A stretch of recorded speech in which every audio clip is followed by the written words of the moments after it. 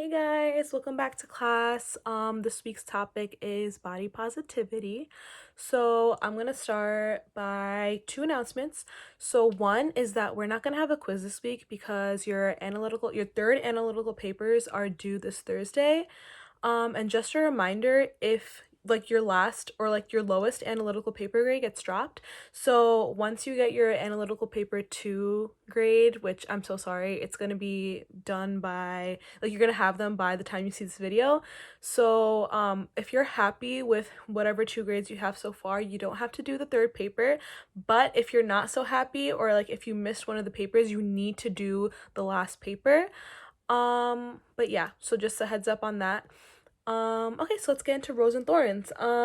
My rose is that I got a little bit of stuff done today for school, and my thorn is that last week, I don't know what it was, but I had no motivation to do anything to like even do basic things around the house. I was just so out of it, but like this week, I feel like it's gonna be a good week, so that's great. Okay, so let's start with the first reading. It was Fat Phobia 101, 6 tools to dismantle weight stigma. So I think an important thing that we have to talk about is weight stigma and how real it is, especially in our society. So weight stigma is like when you have negative attitudes towards people who are overweight. And this article uses the term fat. So it says like when you're mean to fat people, and you don't let them participate in everyday society, like things, and you shame them for the way they look and their weight. And we see weight stigma a lot in real life, whether we like it or not. In employment, people who are fat are seen as lazy, sloppy, and they're usually paid less than their skinny counterparts, and they're even like not given promotions like at the rate that their skinny counterparts are given. In education, they're bullied in school. Teachers view them as less and like kind of view them as like not as smart as their skinny counterparts. In dating and relationships, they're seen as unattractive and disgusting. And if like someone is dating someone who's like fat, they would be like, oh, like you have a fetish for fat people, like you don't actually love that person, like you're just fetishizing them. But like that's like what people can see, like, oh, like you can do better. And then in the fashion world, there's not enough representation of different body types, especially ones that are like have more weight on them. It's like not a common thing to see in the media, like a plus size model. And if it is a plus size model, it's someone who's a size, I think 14. They give the example of Ashley Graham. She's a size 14. Meanwhile, the average size of an American woman is a size 16 or 18. So that doesn't make sense, like for the representation part. And then in medicine, doctors and nurses look down on overweight people, and even dietitians, they kind of like just view you as like, you're lazy, you don't really care about your health. And when we think about it, um, it's not only like just like fat people who are um affected by the weight stigma. It's also like very very skinny people are also affected by it. Like, when you say like, oh, like that person looks like skin and bones, or like you need to eat more, like that's also a weight stigma. So like that's like a thing that this article talks about. The next article was orthorexia, when healthy eating becomes an obsession. And I think this article was super important, like to be in this course pack, because when we think about healthy eating, like, it's really important to eat healthy and take care of your body and nourish it, but there's a point where you might be overdoing it and you're actually causing more harm to yourself than you are, taking care of your body. I think like when you read this article, it gives you that list of like questions to ask yourself when you like the list of questions to ask yourself, like to see if you might be orthorexic.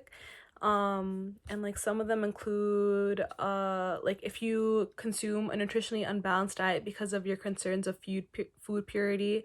So like being way too concerned about like where your food's coming from. Is it organic? Is it like the most like whole food you could get? Not being able to hang out with your friends anymore because you're not allowed to go out and eat. Like the person in this article, like they started crying at one of the restaurants because they didn't know like what was in their food, like where was it sourced from, is it all like organic, where did everything come from. Like that became like, instead of like taking care of your body, it became an obsession of like what is going into my body. And then it says in the article like that person dropped to around like 95 pounds, which is like not healthy at all. So that needs to be, well, it wasn't healthy for them. It might be healthy for someone else, but it wasn't healthy for the person who was like orthorexic. So making yourself feel guilty about eating things that like are like normal, like having sugar in moderation, eating things that like aren't like the best for you. Like it's normal to do that. It's normal for your body to be able to handle that. Obviously there's limits to everything, but just having this obsession over like your body and your health might not be the best for you either. So the orthorexia article was really important because I feel like we tend to think that, oh, if someone's eating healthy, like that's the best, like they love their body, but like it could become an obsession, and it just shows that it's not like something for health, it's something that like it's like something inside of you, like you need to get help.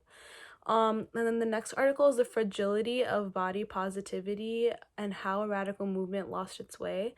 Um, this was a really good article because it talks about how, much like feminism, body positivity has been warped by capitalism and media to sell experiences rather than pushing for protection for people whose bodies are marginalized.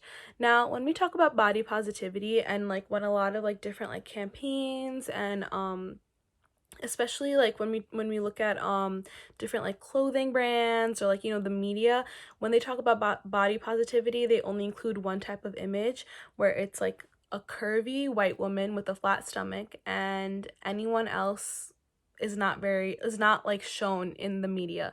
We only see this one type of like body positive movement. And I think even when we saw the Victoria's Secret campaign that was like love your body, it was all like a bunch of like skinny women wearing, like whatever, like underwear, and like it had no representation.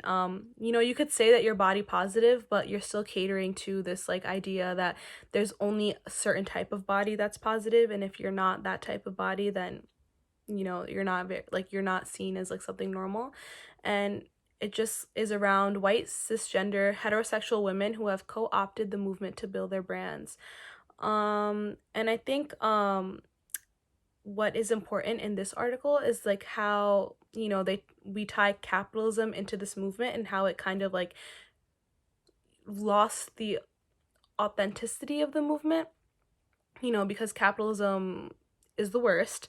And it just ruined the movement by making it so a certain type of body is positive that's like not considered like normal, because like what we consider normal is like the very like model body, which is like very skinny, no curves, anything. And now like the body that's like the body positive body is like the hourglass, thin body, white or light skin. And then the last article is why the body positivity movement is turning some people off. And this whole article is super important too because it also mentions how, the body positivity movement, it's like people are forgetting that it's also a political movement. It's not just about like, social media, whatever. It's about making sure that we know that all bodies are important, all bodies are welcome. There's no certain type of like body that's better than the other. And some like terms that have come out from it is like body neutral. So body neutral is like, there's no, if you have positivity, then there has to be negative. So like body neutral is that like all bodies are the same. It doesn't matter what your body looks like, what size, shape, what you have, what you're missing. Like it's a body, and that's why like that's what it is, a body. There's no good to it, there's no bad to it. And then another term that came out of it is fat positivity, because when we think about like body positivity, a lot of people don't include people who are like fat in it. Like they'll be like, oh, like body positive, but not if you're over this many pounds, or like not if you have rolls, or not if you can't fit into this size pair of jeans. But yeah, all these articles were super important to the body positivity. I think, like, to wrap this up, it's just super important to note that there's no normal body. There's no body that is, you know, the perfect body. Everyone has their own issues and flaws, and I think that what when we think of like our own bodies, what we fail to realize is that the person that you might be wanting to like like their body that you might want, they might want something else too. Like no one could be happy in their own body if they keep comparing themselves to everyone else. And I think, you know, shaming other people for their bodies is horrible. It's not fair. You can't change something. And I think even with one of the articles, they were talking about how, you know, they would, ever since they were young, they experienced horrible asthma attacks, and the only medicine that they could have, the side effect was weight gain. So even just assuming that someone's not healthy because they are overweight, that might be the only thing that's saving their life at the moment. You can't judge someone based on their body. So I think what I want you guys to take out of this is that when you see someone, and like you see someone that you might think is not like a normal body, think to yourself, like, why do I think that way? And what even is a normal body? Because I remember, like, before I took this course, I didn't really think much of it. And, like, you know, I had my own thoughts. But, like, just challenging yourself and challenging your beliefs and challenging why do you think that way just makes it so much easier to accept everyone for like who they are and what body they're in. And it also helps you accept your own body, because at the end of the day, like, even if you're like, you know, thinking about like what you might be missing or what you might have too much of, like, it's your body. As long as you love yourself and you realize that like your body is like the best thing that you have, no matter like what it looks like, what it is, um that's the best thing to do. So yeah, hope you guys are staying safe and taking care of yourselves. And obviously, email me and Alyssa if you guys have any issues. We literally just want you guys to know that we're here for you. Because, you know, we know that a lot of people are like experiencing a lot of like deaths and like family issues, and just even issues like with like anything.